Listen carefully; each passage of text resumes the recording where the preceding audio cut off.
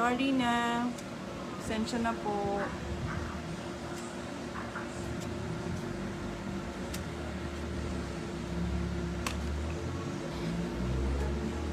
Pasensya na po.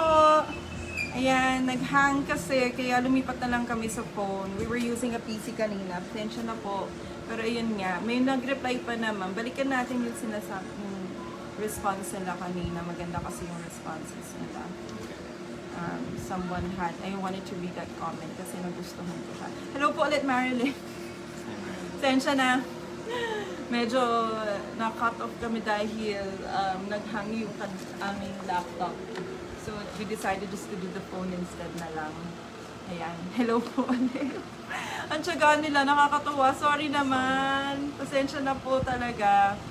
Ayan, at sabi sa kanina, oh, ay, gabi ba? Oh, gabi na. Akala na, hindi, kami yung lag. Kami yung naglalag, kami mismo. Pasensya na po, ayan. Even din sa laptop, hindi siya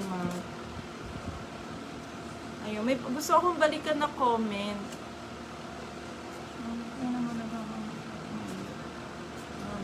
Meron nagsabi about being with the husband, masaya daw siya. Kasi lagi niya daw kasama.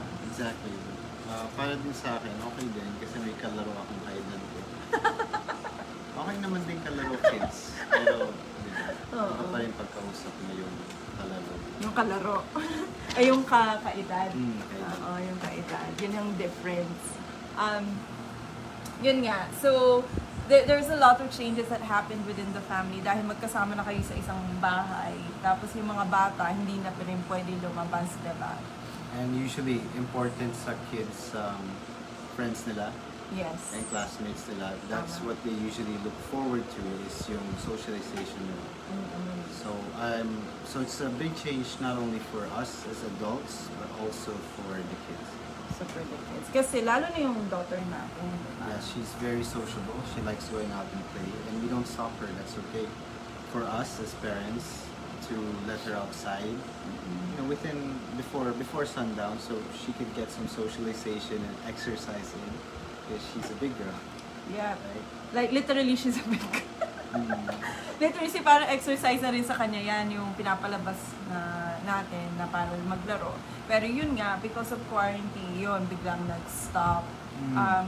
So, we had to explain it to her kung bakit hindi siya pwedeng lumabas and what COVID-19 was for her to understand, right? I wonder if you guys had the same, challenge kung paano niyo ba na-explain sa mga anak ninyo na ano yung COVID at bakit kailangan nilang magstay sa bahay, diba? Kasi, diba, parang dun yata yung pinakamahirap para maintindihan ng mga bata, no? And mahirap din is also, sa tingin ko, is when they ask when can they go back to school, when can they see their friends. Totoo. And I think the more you talk to them, the more they understand. Because kids are smart naman. But as long as you tell them more about what's happening, so they don't end up confused. Right. Yun ang siguro natutunan ko sa husband ko actually. Because although that he was, it's his first time to parent kids, pero he would remind me nga na what would be the best way to talk to our daughter. Kasi actually mas close sila ng daughter ko kaysa sa amin. Because I talk to her like a kid. So he would actually have that conversation na parang yun nga, to explain it to her, although on her level, but in the right manner so that she would understand everything. So yun ang natutunan ko din when I started adjusting to my ways and how I would talk to my daughter. Ayun, so sabi ni Donna Ria, sabi niya, mga kids ko, alam naman nila ang sitwasyon natin, explain dahan-dahan. Tama. Diba? That's very good. Always talk to your kids. And also talk to them to your spouse. Diba? And kanina nga, pinag-usapan namin, not just talk, pero yung mag-communicate ka clearly. Kasi, aminin nyo, lahat naman tayo may sariling mundo sa utak natin. Even the kids. So, the more you talk to them, the more na mas naiintindihan mo yung mundo nila. And maintindihan mo rin how to communicate with them. So, So, not just talking lang, pati din yung kung gaano ka-clear ka magsalita, kung makaka-relate ba sa kanila yung mga sinasabi mo. Otherwise, oo lang sila doon sa mga sinasabi. Basahin din natin ito. So, sabi ni Marilyn, mas maganda naman ang effect ng lockdown sa family namin kasi yung dati, yung hobby ko umaalis ng umaga, na tulog pa mga bata. Pag uwi namin, tulog na ang mga bata. Pero ngayon, sobrang dami nilang time na magkakasama. Natutuwa ang mga bata na busy nila. Nakikita nila papa nila. Ramdam ko yan kasi nga panggabi yung trabaho ko. So, every day, it would be, I would leave while they're sleeping or about to go to bed, and after that, uwi ako naman matutulog, or minsan tulog pa sila. Hindi, madalas tulog pa sila kasi 5 AM ako uwi. Hindi, oo din ba? So, hindi ko talaga sila naaabutan. Ngayon, in between meetings, pwede akong sumingit ng, di ba, pagkamusta sa kanila kasi nga, I'm working at home. Yun yung siguro magandang effect ng Kasi quarantine. usually pag estudyante din anak mo, pag pauwi ka na, papunta sila school, kaya lang ikaw, tulog ka na pagkadating nila school, pagigising ka lang para sandalian just to rush to get to work. Yung positive thing na nangyari sa lockdown is we had more time to each other, and surprisingly na parang hindi ako nag-agree, mapunta lang din yung discussion sa US. Okay lang ba? Yeah. Yun na tumaas yung divorce rates sa United States because mas more time sila sa family na baliktad, kasi napansin ko naman sa mga Pinoy like us na parang mas masaya pa tayo kasi we get to have more time with the kids. Katulad nga ni Shani, sabi niya even on breaks, kasi she works from home now, on break she can hug her kids, she can play with the kids, she can talk to me, magkakape kaming dalawa, and then she goes back to work. At work she can't do that kasi she's far away, she's not at home. So those are one of the positive things. Very positive things. Totoo. So sabi ni Jennifer, pinapaliwanag ko sa kanila na mahirap lumabas kasi may sakit na lumalaganap ngayon. Pag nagkakasakit ka, di naman namin masasama sa ospital. Kaya dito lang kayo sa bahay, kako sa kanila. Tama yan, kasi lalo na ngayon ang ospital na dating it could be a safe place. Di ba? Ngayon, it's a very dangerous place to go to with all of the cases of COVID. And we know that most hospitals do have COVID-19 cases. So, same thing. Alam ko pareho din sinasabi natin, di ba, sa doctor natin na parang, sige ka, pag ikaw lumabas ka, dadalhin ka namin sa ospital. May coronavirus. Sa TikTok kasi meron video na kung anong mahawakan nila. Coronavirus! Gano'n. So para sa kanya, natuto din siya because of social media kung ano yung coronavirus. And also, yun, when she asks questions, she needs more clarification. Tama yun. Kasapin niyo lang, please. Kayo din naman makakaalam kung how to talk to your kids and what words to use. Totoo naman yan. So yung nabasa yung mga thoughts. Happy Sunday po, Gonzales. Candy, hi! So magbati-bati muna tayo in between.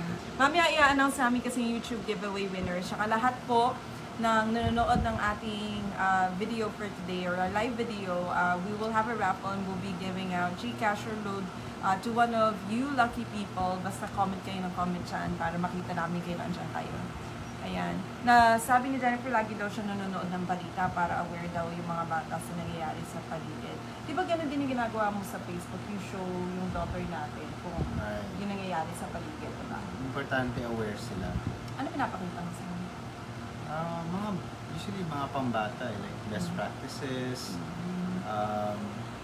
Pero may mga things kasi na hindi pwede pakita sa kids. Hindi naman sa pagsisensor, pero explain mo rin. Meron pa rin balance sa pag-protect sa kids about what's happening in the world. And meron din na dapat i-filter mo muna based on their age or understanding. Tama yun. So, na-appreciate ko kasi yung husband ko because he's so much aware of what's going on in the world, especially in relation to COVID-19, yun, yung mga public affairs na nangyayari. Mas aware talaga siya kaysa sa akin. So, he's the one that actually shows yung daughter namin so that she would understand kung ano nga yan nangyayari sa world ngayon. So, sabi din ni Marilyn, natutuwa ako sa mga anak ko kasi every time lagi nakakahugas ang kamay kasi nga daw para iwas sa virus. Inaalala ko tuloy ang bill namin sa tuloy. Na baka lalong tumaas. Pero happy naman ako for the fact na alam nila ang proper hygiene. I mean, good job talaga sa anak mo, right? At 3, that's really 3 good. years old, wow. Oo, di ba? To know proper hygiene.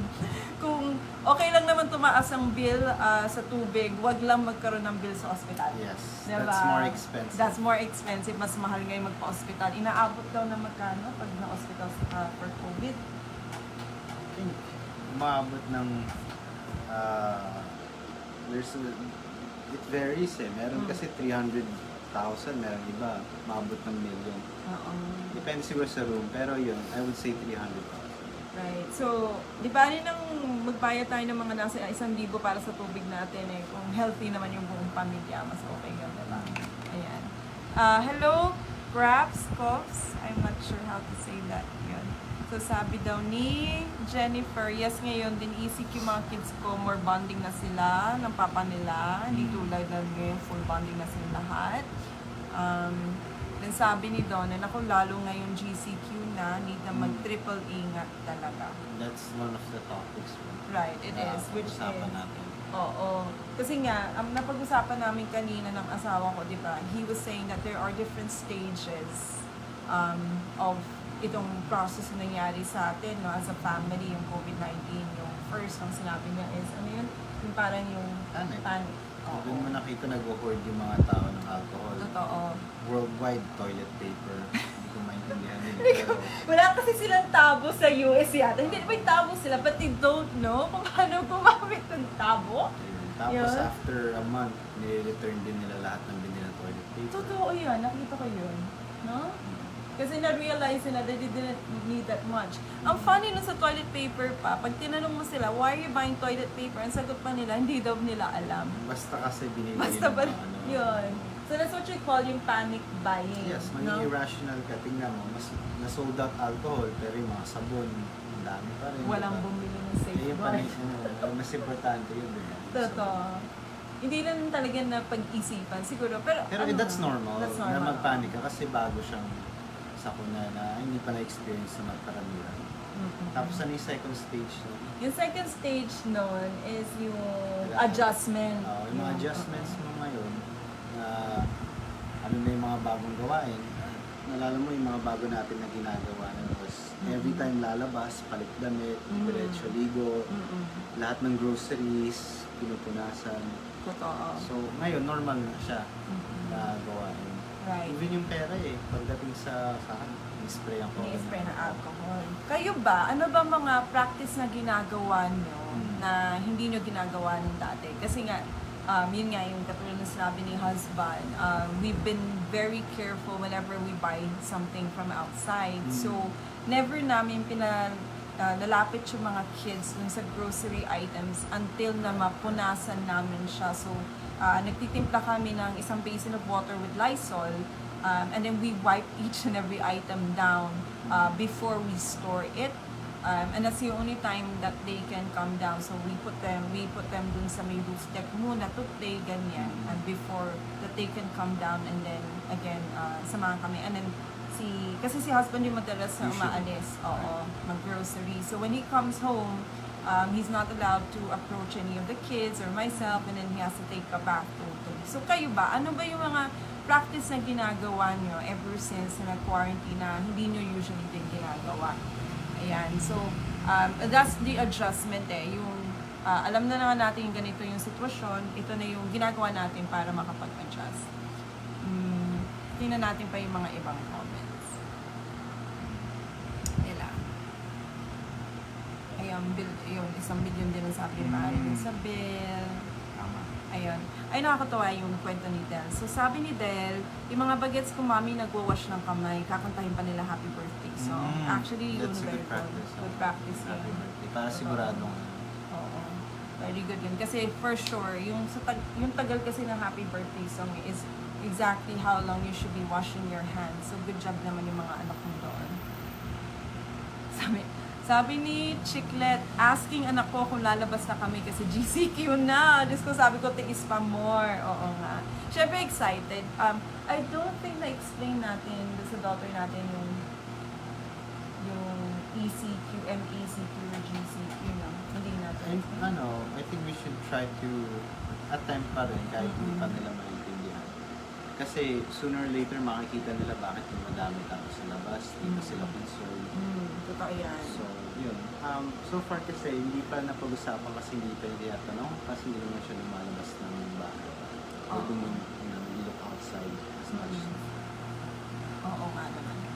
So sabi ni Donna, ang new normal na po daw sa kanya yung sanitation, yung face masks, and yung alcohol. Totoo yan, every time that you go out. So, ayun, si Marilyn, she lets her kids wash yung hands.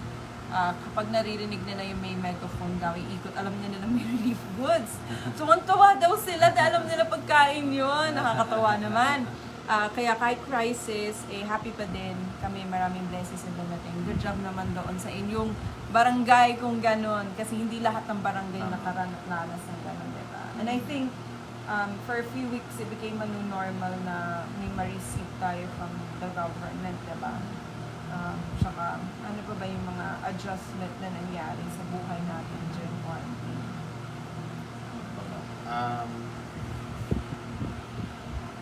Well, the thing that I can think about is mas nag-stock na tayo ng food. Yes, dati kasi sanay kami na kung may kailangan, saka lang lalabas ng bahay. Pero ngayon, in advance, kailangan pag-isipan na namin, pag-budget na namin kung hanggang kailan naglalast yung stock ng food, sabon, tapos isang bulk na para hindi labas ng labas. Kasi wala rin yung quarantine o yung lockdown kung labas kayo ng labas. Uuwi mo rin sa family. Diba? Lalo na wala tayong testing, mass testing sabi daw nila meron, depende sa city. Pero, ayun lang yung mga new normal na nangyari. And I think na meron tayong third stage na diba? Kasi una panic, second is adapting. I think nagre-relate pa rin yung third step sa second one sa pag-adapt. Like thinking about the future. Business mo, na pagkakitaan mo, or pag-aaralan ng mga kids. So, paano ka mag-a-adjust? Diba? Hindi ka lang mag-aantay para bumalik sa dati. Parang mag-iisip ka rin kung tumagal pa to ng 1 to 2 years, which usually kasi, di ba, 2 years naglalast ang plagues. So, ano nang gagawin mo sa education or sa pagkakitaan mo if tumagal pa tong COVID-19 pandemic? So, yun nga, napapag-usapan din namin ng husband ko kung what will happen now given that there's going to be a new normal.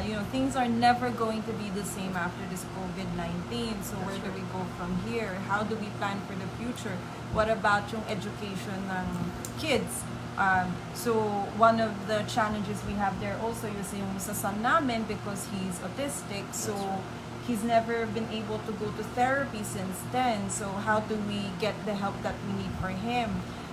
So yun, and then if you would go to the pages of like Mommy Cat, sipetitmama.com, and also to SJ's page, which is all around Pinay Mama. Oh, galing. Galing, kasi they talk about talaga yung homeschooling in the right way.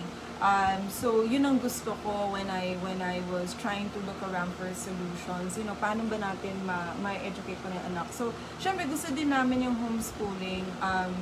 Naka-enroll kasi yung anak namin sa public. So, we can say that we're pretty confident, no, with the choices that DepEd has in place. And we're looking forward to that, kung ano yung magiging available. So yun, we also decided that if that, hindi naman yung online, parang yung distance learning, no, kung mag-open siya. Diba, they offered sa DepEd, diba, may distance learning, may online learning, may schedule, ganyan. Pero we nga prefer her to be at home, so we're looking forward to that. Pero yun nga, ayaw din natin mag-assume kasi hindi pa naman natin alam kung ano ba talaga yung decision. Sabi nila open na yung enrollment, pero hindi pa solid yung plans nila. May plans sila, meron Meron face-to-face learning, meron online learning, meron broadcasting sa TV. Kasi we found out na homeschooling, hindi din siya ma-credit kung hindi mismo accredited ang parent or yung teacher. So, may pinupush sila na isa lang nagustuhan ko doon, which is yung teacher na yung magtuturo. Ikaw bilang online, tapos ikaw yung bilang parent, yung mag-a-assist sa teacher and yung child mo sa lesson plan, sa ganun. Para naman accredited lahat ng mga kinuhang lessons ng anak mo. Kasi if you do it by yourself lang, hindi niya siya ma-honor sa high school, sa college. I think naman meron naman sila exams doon. So, if ng time na clear na kung ano talaga yung execute nila mga plans sa gawin, that's the time siguro i-consider na mag-enroll. Pero for now, since wala pa naman na solid plans, we're going to do our best as parents na educate our kids and therapy yung anak natin na may autism. Right. So, actually, yung husband ko, he went through 1 year of being the president ng PTA ng school ng daughter ko. So, ayun. So, he knows a lot about what's happening in the the public school because nga, he was part of that. Even, anong level yun na naging secretary ka? District, ano? District 3. Yun, District 3, he became part. Yun, pumunta siya doon to attend the meeting pag uwi niya. Secretary na siya ng District 3 PTA. Ayun, so yan, very lucky din kami that he got that opportunity to work with PTA kasi nga he's most updated with what's going on. And usually I go to him to ask him, if there's any news kasi sila yung unang-una makakaalam. Ayan, so sabi ni Jennifer Londe, di kasi lahat tayo sumabay sa blended education na sinasabi. Oo, totoo yan.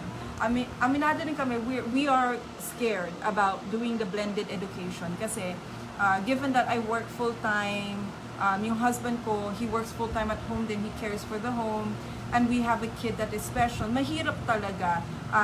And like, that's why yung si Kat talaga, si Mommy Kat, hands down, because she has 3 kids, all of them are doing homeschool, and yet she's at home by herself. So, it's good to go and check her videos out on YouTube and how she does it, and also to read her blog kasi she can really help you, especially if you know that you have that limited help, kung paano nyo gagawin mag-isa despite the fact na yun nga, your hands are full. It's really a great place to go to. And even si SJ, kasi si SJ we can relate to because she has a special kid. Right. And yet she still homeschools her kids. So you might want to visit both of their pages on how they do it. Kasi all of us are fearing, baka hindi natin magawa yung expected. Kasi nga, we don't know how to teach and whatnot. Pero yun nga, I would rather do that than sacrifice yung health naman ng anak. So, it's each to his own. Pero yun, there are a lot of resources online na pwede nyo makita, di ba? I think that's the new normal. Para sa akin, ang importante na not only sa balita, sa TV, sa mainstream, but also to other parents na successful. Kasi being a parent is not being good or bad. It's about yung ikaw din bilang mismong tao na naging parent, kung paano ka mag-i-improve bilang parent.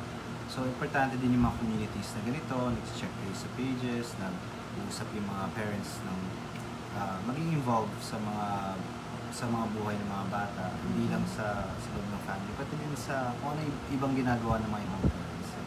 Oo, totoo yan. And yung example doon is si Kat and si SG. Oo, si Kat. Kasi nagawa nila yung mahirap din gawin, which is mag-homeschool ng bata. Totoo yan. So tinatanong ni Rose, I think Rose is her name, kung visible ba daw siya. Yes, you are visible. Hi, We can see. Rose. Hi, Rose. So sabi ni Donna, yun nga, ang hirap din ng online, ang daming ipapaprint. Oo, yan yung isa pang fear, no? Kasi nung tumingin ako ng module for grade 3, parang yung isang module lang is like 500 pesos. Kaya parang inisip din namin, dapat ba mag-invest kami sa printer? Ang mahal talaga ng mga good range printers ngayon. So, the first people I asked about printers was SJ and also Kat because again, they are the ones that are very, very active when it comes to the homeschooling community. And they gave me brands that I should look out for, which is HP or Epson lang daw. Right. But then I looked up online, medyo may kamahalan Kano? siya. Like nasa 4,000 to 5,000. talaga Pero walang printer. ink. Oo, wala pang ink. So, ayun, iniisip ko din yon yung mga long-term investment. Pero yun nga, hindi naman kasi lahat tayo makakabili ng printer.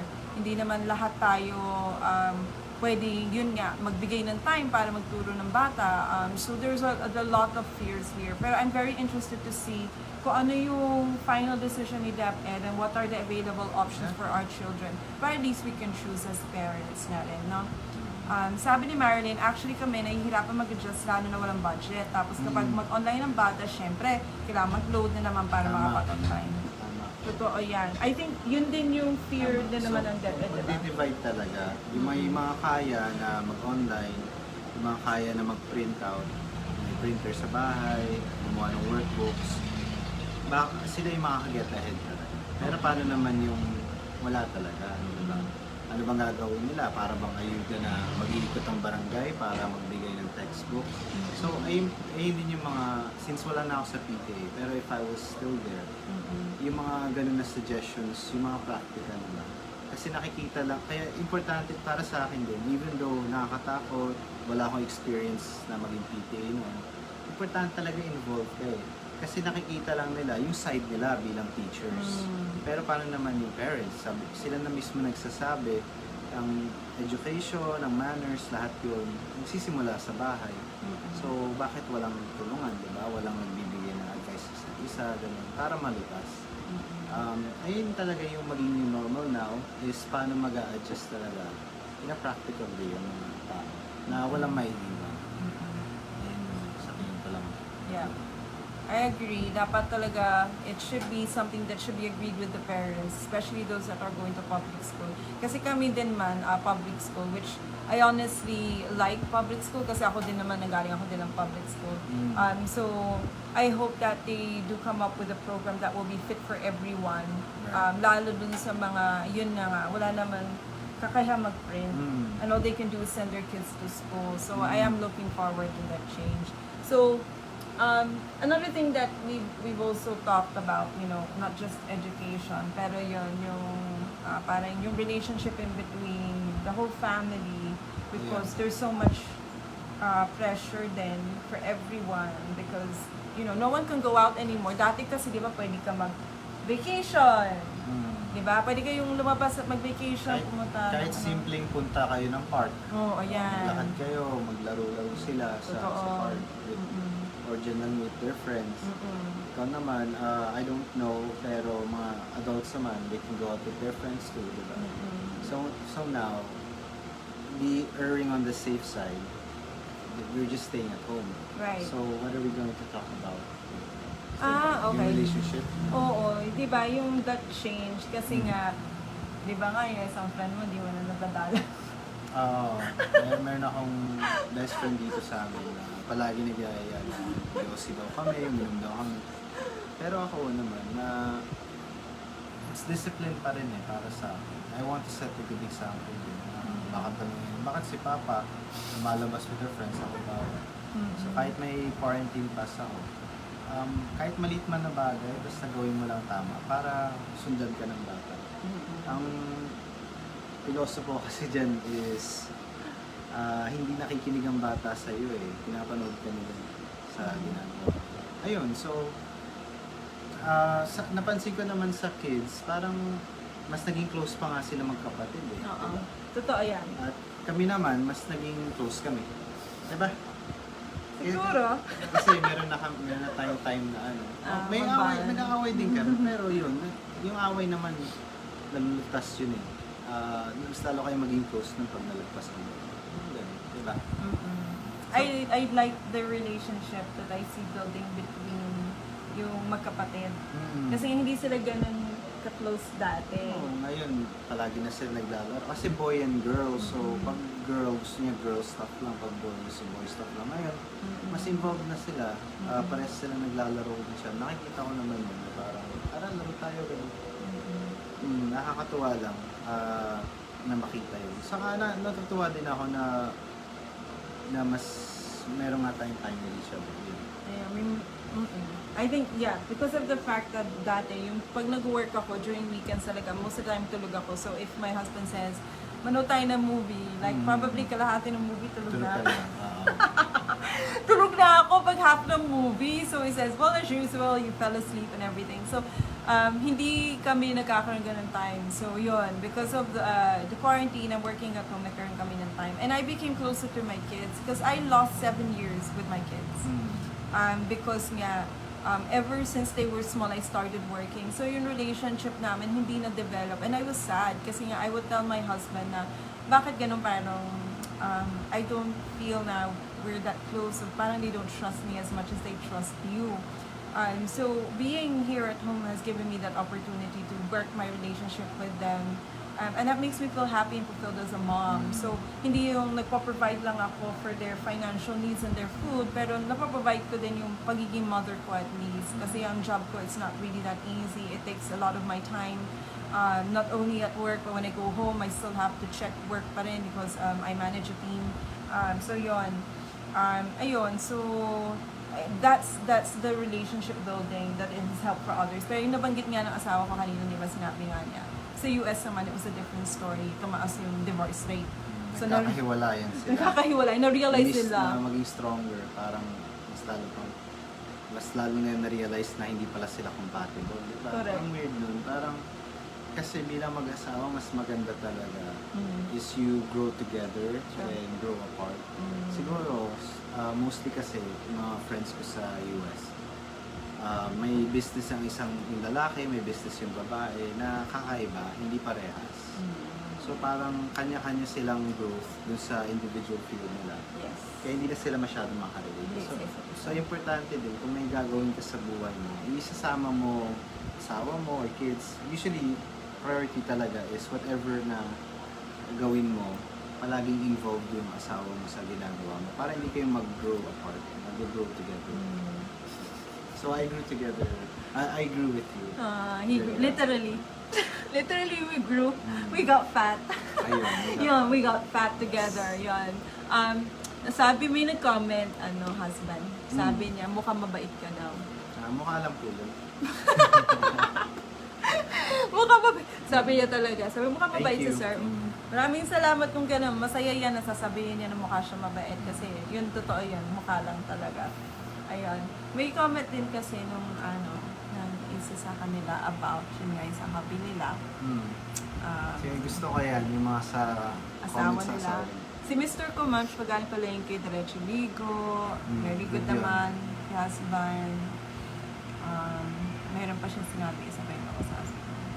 Ayan, pa-shoutout po daw. Hello, Mary Ann Hi, Mary Ann Romero. Hello. Congrats kanila for leaving PGA. Ayan. And then, hi Desiree. Desiree ba yung pangalan niya? Medyo malayo na pala tayo dun sa comments, Ayan. Sabi ni Marilyn, ang sweet niya naman, kinikilig ako. Thank you. Bonding moment daw yung homeschooling. And then yun. Sabi Marilyn, naging close daw sila ng hobby niya. At nakakapag-usap na mahaba, na napapag-usapan kahit ano na lang. Totoo yan. Bonding niyo po mag-asawa at the same time, yung responsibility. Tama. Shared responsibility. Shared always. Ayan, mas madali daw ang time set. 5 years daw na ngayon, nalaman na marunong pala magluto ang asawa. After 5 years, ngayon yun lang nalaman. Nakakatuwa naman yan. Sabi daw nila, mas masarap magluto lalaki. That is true. Actually, yung husband, he's the cook in the house nowadays. So, I enjoy his meals kapag nasa mood siya magluto. Bakit pag wala sa mood din? Maalat. Pag wala sa mood, nararamdaman ko. Yan. Namadali. Ayun, hindi rin masarap. Ayun. Bait mo daw talaga. Yun ang comment nila. Naku. Ganon. Ayaw ko mapagalitan na. Ayun. So, I think yung to kind of wrap it up, let's talk about the good things that happened to us mula ng quarantine. Apo. And why that even though what's happened to us is also not a good thing for the entire world, which is yung pandemic, people dying, and it's the saddest thing ever. There's a lot of videos I cried to when we found out that people are dying, especially mga nurses and doctors. I think yun yung isa sa pinakamasakit noon. But we're grateful as a family because nga sa amin naman we're still healthy. We hope you all are still. And there was a good thing that came out of this for us as a family kasi matagal na namin gusto na magkaroon ng sariling business. And it's been years that we've been trying to work and getting our own business, and then finally after 7 years. Nagka-time since nabawasan mga activities outside kasi hindi maiwasan mga activities na mga importante, mga urgent, sa mga friends mo, mga events sa school. Tapos syempre, may mga friends din ako, may mga friends din si Mama ni. Mas nagkaroon din ng time na mag-focus on the business. Although, before pa naman ng quarantine na plano natin. Yeah, before quarantine, but we never I got think out. na hindi ganun kabilis yung magkakaroon agad tayo ng store, ng gano'n, if hindi tayo nagkaroon ng time katulad na. Totoo yan. We're in the store that we fixed up. Matagal na yung pwesto na to, but my husband has been renting it out na lang. It's a very small place, pero nire-rent out na lang. And then, dun lang kami talaga nagkaroon ng time to fix it up by ourselves. DIY namin yung pag-ayos, yung pag-paint, to fix kung ano dapat. Kasi nga, we wanted to make sure na number one, you know, we kept within a budget kasi wala naman talaga kaming ipon for this. And then, slowly but surely come together. So, Isang paint, isa-isa. Totoo. Everything naman talaga, importante din yung mag-i-invest ka kasi na-underestimate yung exponential growth. Meaning na parang, ang bilis lang pala. Basta kahit dahan-dahan ka kumikilos papunta mo sa gusto mo. Ano lang talaga, lakas na ng loob, yung consistency lang ba. Tsaka, you don't really have to spend so much money. It's just, yung parang isang biglang buhos. Dapat, you know, paunti-unti. Kahit paunti-unti, at least may napupuntahan. So, may nagtanong sa atin, kung ilang years na ba tayo married. Tanong ni Donna Ria. 11 years na tayo magkakilala, pero 8 years na tayo. Magaling siya magbilang kaysa sa akin. Anong year ba tayo kinasal? 2012? 2012. That's right, 2012. 2012 kami kinasal. Hanggang ngayon, naglolokohan pa rin kami sa isa't isa. Babahay-bahay. Bahay-bahayan pa rin kami. Kala namin,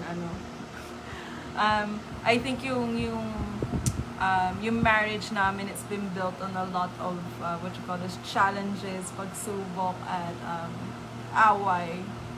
But gratefully, by the end of the day, nagkakasundo pa rin. It comes to a point talaga pag mag-asawa kayo, hindi na talaga minsan magkakaintindihan, diba? And given that, may age gap kasi kami ng husband ko, and my followers know this naman. He's much younger than I am, so we have an age gap of 12 years? 12 years. 12, 15? Ano ba? 12, 15 years, yan. 15 years ang gap namin. He's younger than I am. So, it's also very hard for us minsan to understand each other kasi nga our age difference, really it does affect. You know, yung sinasabi nilang age doesn't matter, reflects on the love. Oo naman. Pero age matters kapag nag-aaway kayo. Hindi, malulutas niyo rin pa rin naman with love. Oh, pero still, diba? That's the reason why. Because he has a different way of thinking and I have a different way of thinking, no?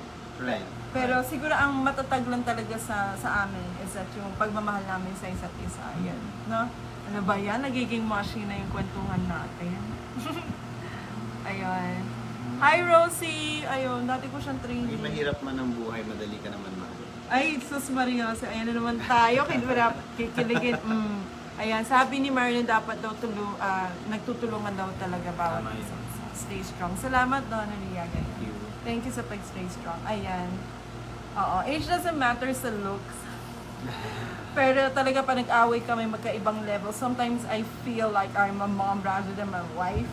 And I know that ticks him off at times. Pero yun, siguro pag pareho na kaming kalmado, doon na namin naiintindihan yung isa't isa. Oo, sabi ni Jennifer, age matters talaga pa nag-aaway daw. Oo, yun yung totoo. Yun na pa yung bagong motto natin. Ayun. Age matters. So, pinkish glow daw. Ay, sweet mo daw talaga. Ayun. Ayun. That's what we wanted to do today is to talk, aside from announcing again yung ating winner for the YouTube follower, we also wanted just to share your thoughts. And I wanted my husband also to share his thoughts. Kasi I find a lot of interest in talking to him because we talk about a lot of things. Pwede pwedeng kaming sumali sa debate team. Pero siya yung mananalo kasi magaling talaga to. So I wanted that to bring into that. You know, hindi lang ako yung kakwentuhan nyo, pero also for you to hear it from a man's side. Ay, a man's side talaga. Ayun no, yung gap daw ni Graskov, 10 year din, at then siya din older. O, diba? So nakaka-relate ka, diba, Grass, na age does not matter but what kapag inaway, ayan. Ang yung hobby ko daw, sabi Marilyn, kapag galit ako, hindi kumikibo. Okay, yan ang problema namin. Hindi kami ganun. Pag galit kami, galit eh. Yan. We fight a lot talaga. Nakatawa ko nun. Oo, ayan. So, ayun. Ang pogi mo daw, sabi ni Christian. Kamusta ka naman dyan? Si John Christian eh. Kailan mo dati? Kamusta ka naman dyan? Basta siya? Abu Dhabi. Ayun. Kamusta ka naman dyan sa Abu Dhabi? Yung chocolates. Yung chocolates daw, baka balik pa siya doon. Di ba? Habang may travel ban. Sabi ni Del, sila daw nag-aaway ng husband niya, pero hindi rin nakikibuan. Siya pa talaga yung unang namamansin. Aww, and sweet naman. Actually, husband ko, madalas siya yung unang namamansin din. Yun, hindi daw Trabaho yun ng lalaki man. Ay. Kasi kung parehas kayong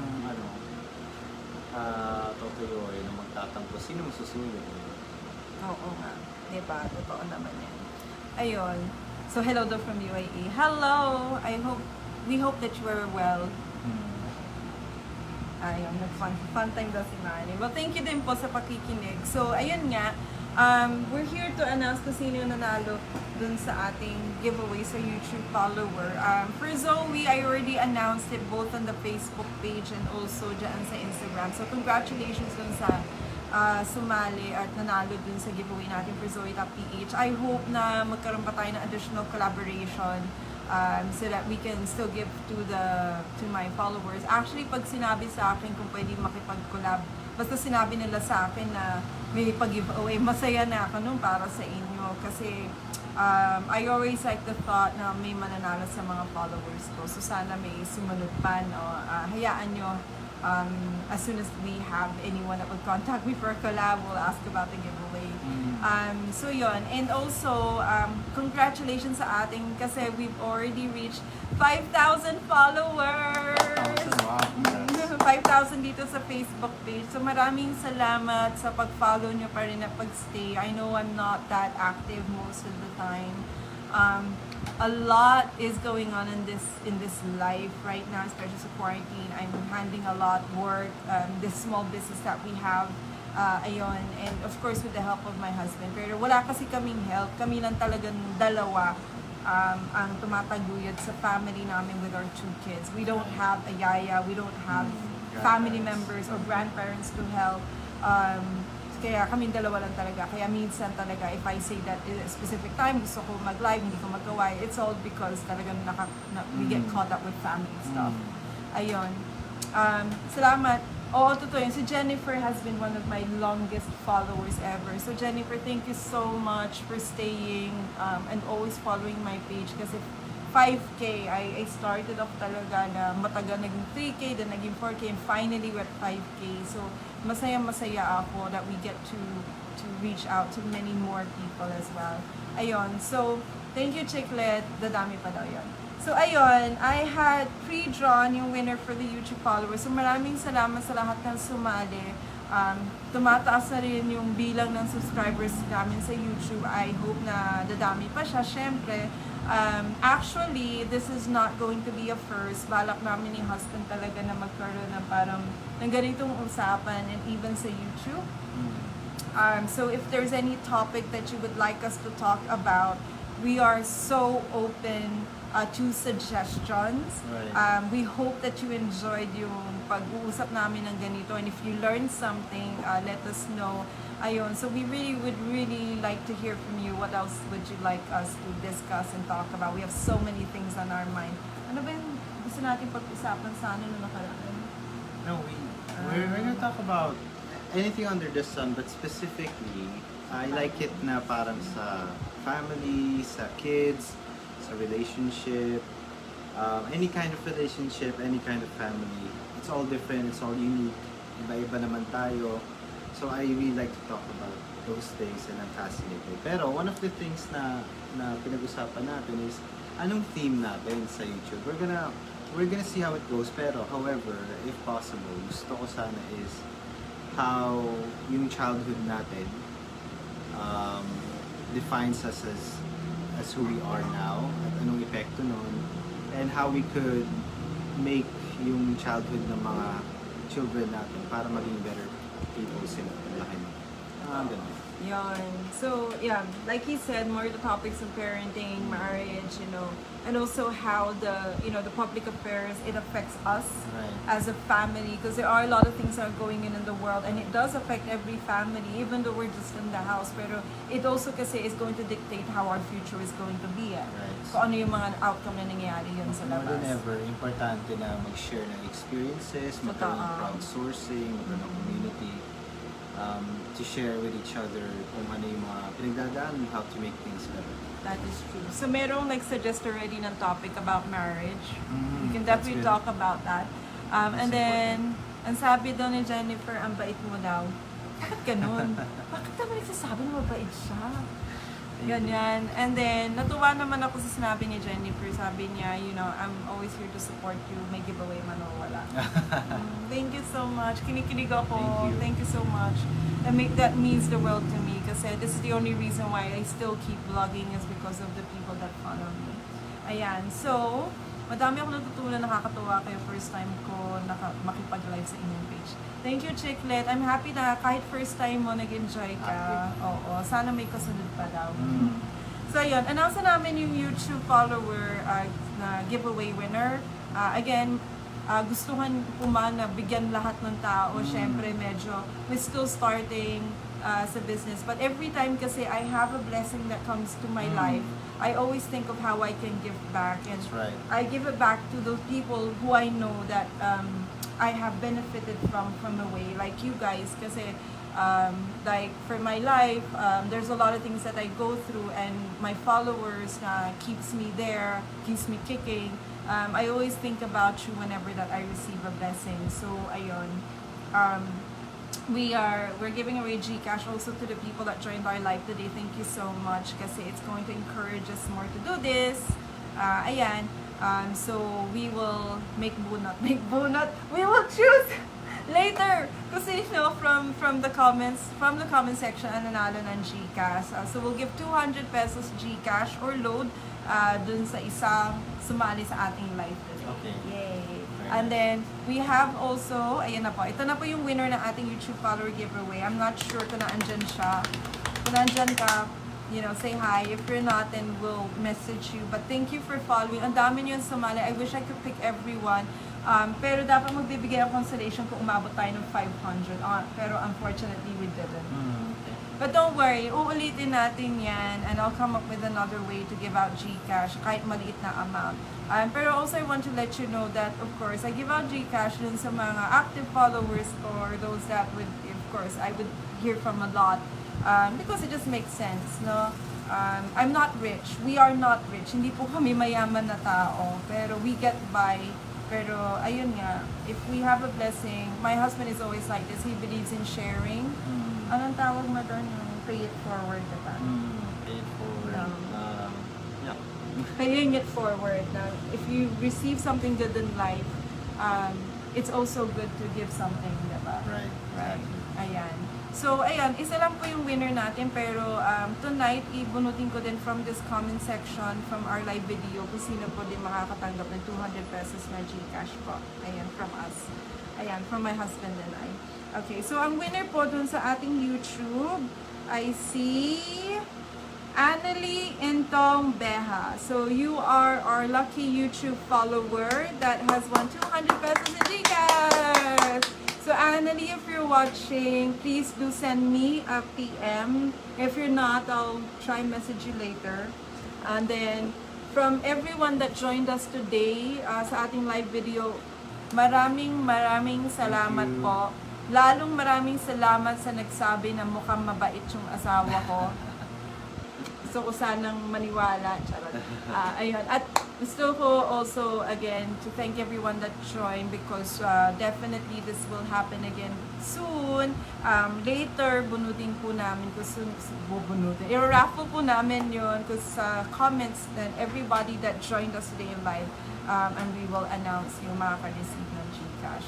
So, ayun po, I hope that you will again watch out for our videos. Keep suggesting kung ano yung gusto niyong topic. So we received one about marriage. Kung ano pa yung gusto niyo namin pag-usapan and discuss. And we hope that, you'll learn something or we actually had a good, discussion today. So maraming salamat po. Thank you so much for joining Thank today. you. Right. So thank you. Ayun, nice. So much fun daw meeting you, sir. Sir. Thank you. Yan. So Thank you, ma'am. maraming salamat po sa inyo and we hope to get to talk to you soon. Stay safe where you are. Stay indoors kahit GCQ ha. Alam na natin magbabago sa Metro Manila but again, please keep safe kasi we are still battling this pandemic. Ayun po. God bless po sa inyong lahat. Thank you po. Maraming salamat. Thank you. Bye. Bye.